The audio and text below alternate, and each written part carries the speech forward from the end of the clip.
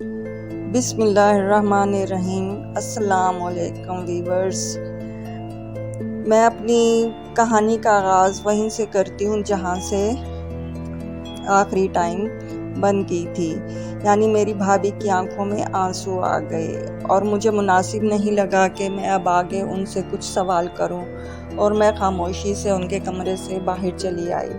لیکن وہ رات میرے لیے بہت اضطراب کی رات تھی اور میں بہت بے چین تھی کہ آخر آگے کیا ہوا کہ ایک 16 سالہ جوان لڑکی ہنستی بستی مسکراتی اس دنیا سے چلی گئی۔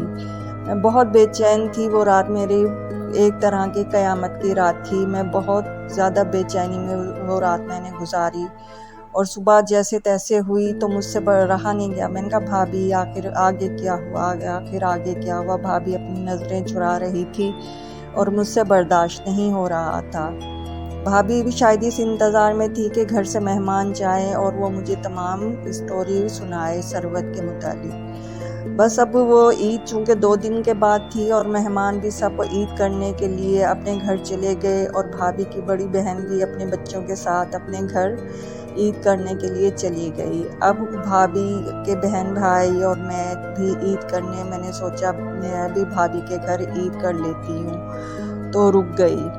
اب بھابھی نے موقع جیسے ہی ملا مجھے اپنے کمرے میں بلایا اور کہا میں تمہاری بے چینی کو دیکھ رہی ہوں اور تم سوچ رہی ہو کہ آگے کیا، بیٹھو میں اب آگے اس کی باقی کی کہانی سناتی ہوں۔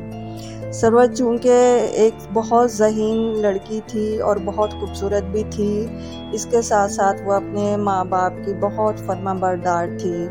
ماں باپ جیسے ہی بیمار ہوتے تو وہ ان کی پوری رات جاگ کے خدمت کرتی، اور جیسے ہی ماں کو تھوڑی بہت تکلیف دور ہوتی تو وہ تھوڑا سکون محسوس کرتی کہ میری ماں ٹھیک ہو گئی ہے۔ وہ انہیں پوری رات دباتی اور ان کی خدمت کرتی۔ ماں باپ اسے خوب دعائیں دیتے کہ بیٹی خوب تم پھلو پھولو، خوب عزت کماؤ، شہرت کماؤ، مولا تمہیں بہت اچھا خاوند دے۔